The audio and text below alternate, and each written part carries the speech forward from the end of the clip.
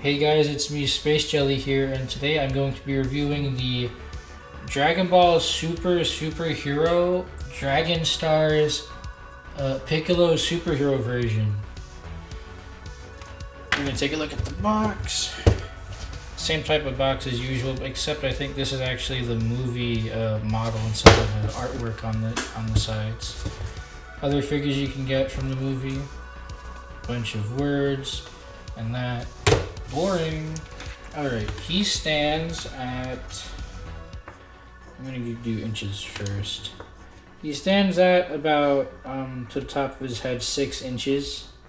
If I line it up properly.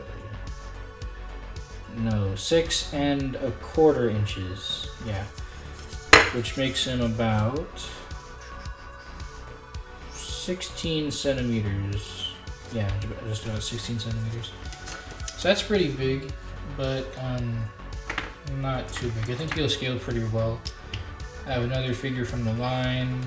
Here's Janemba. He's taller, which I think is appropriate. I don't know. I have Cell.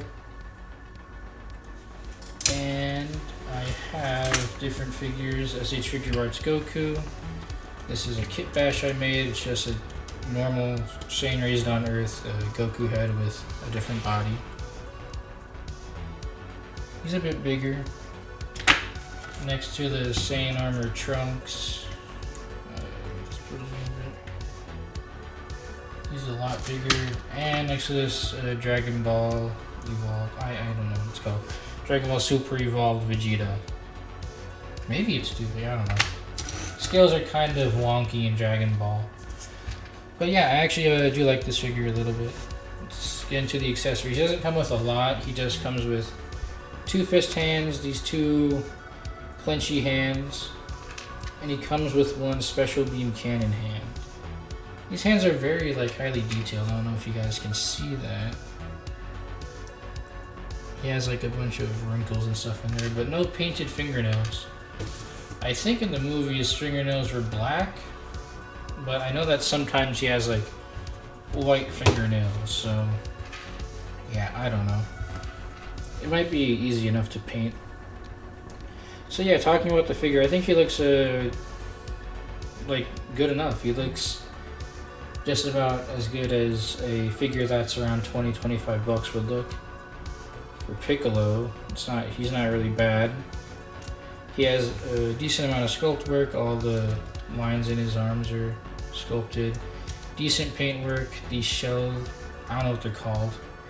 These parts of his arms are painted, but they're yellow, and I know that was in the movie. I remember them being pink, and I remember him having 2 of them on the other sides of his arms, over here and over here. I don't know why these are on front here. I think it's accurate to the movie, I just don't like it. What do you guys think? Do you guys like the old way when they were pink and they were on both sides of his forearm, or just how it is now? You can leave that in the comments. Question of the day. He has some more paintwork of those things on his shins, or I guess on his calves. Some variation of colors, but not a lot of paint work. He does have a little bit of paint right here, which is it's kind of cool. Most of the figure is bare purple. The purple is kind of shiny. I don't know if I really like that too much. You can try to spray him down with some matte finish, and that might look good. But he is kind of shiny. The feet look pretty good. They're nice and matte. And the skin is pretty good. It looks decently matte finished. But yeah, he's essentially just a decent looking Piccolo toy. He doesn't come with any alternate head though, so I would only display him with the cape on. You can take it off if you want to. I guess it would be counted as an accessory, but I wouldn't count it as one because he doesn't come with an alternate head. And the cape kind of has this weird thing going on where it's separated over here. There's no like articulation points or anything like that. It's just kind of a softer plastic. I don't really know. It's kind of a strange design. But I actually do like this figure because of the aesthetics. The proportions and paintwork and sculpting is pretty good on this figure. See here, the head is actually a really good sculpt. Unlike most of the figures in this line, I don't know how they keep messing up the Saiyan heads, but they seem to do a pretty good job on these other characters. You can see there. Yeah, I think he's pretty good. If you're just gonna have a Piccolo that stands there and looks cool, this is the one you should get. But that's also the problem. These figures don't really have good articulation, and I'll go through it now. He only has this much range in the head despite having a ball joint in the neck and in the head.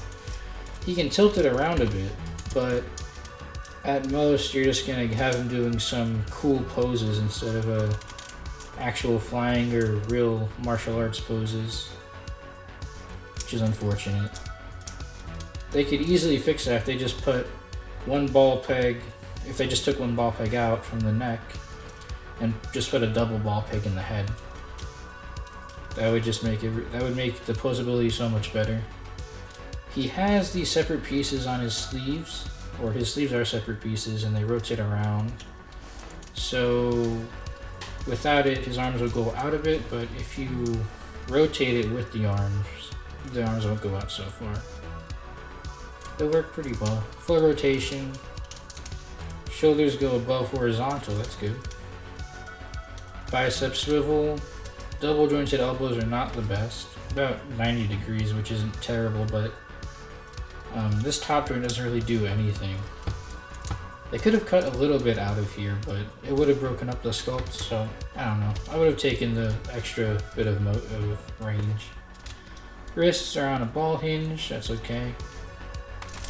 He has just a single ball peg in his waist. He has a decent amount of range going side to side and back. So he could have gone to a good flight pose if you were able to pose his head, but I don't know. Crunching forward isn't that good. His belt is a floating piece. He has drop down hips, you can see here. I don't know how I feel about these so much. It's popped off. It doesn't really help with the range going outwards, which is pretty good on this guy. But it kind of doesn't really help him going forward or back at all, so I don't really know what it's used for. Because it doesn't really do much this way. And going, I don't know. It's kind of over-engineered and not what I like. Thigh swivel, it's in there, you can probably see it. Double jointed knees are very ugly, but well, actually they're very ugly and not very functional either. Very strange. I would have just given this like one big hinge and kind of like how the model kits work, but yeah, it's kind of a strange design. And the ankles are on ball hinges, but okay, I guess we can show you. They're on ball hinges, but the feet are, or the shoes are covering the entire ball hinge. So there's a ball peg in there, you can see. Ankle goes up that far, goes down that far, and you can rotate around to get some decent ankle rockers. So that's kind of cool. It's just kind of limited by the shoe. It's not too bad actually. It works pretty well. It's just kind of strange. You're not really gonna get him in like a pose where his feet will go all the way down where it looks like he's flying, but it's still okay, I think. So yeah, the articulation isn't horrible, it's just not very good. And I personally would just get these figures in this line for figures that have good aesthetic quality. So I would just ignore the Saiyans or more human type characters and just get the villains or more alien-esque looking characters, because they seem to do a good job on those ones. So yeah, I think this figure is pretty good. He obviously would be so much better with better points of articulation, but as he stands right now, he's good if you just want him in some basic hero poses or to fill out a collection, stuff like that.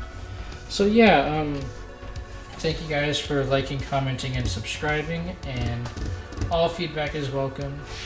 And we'll see you next time. Bye.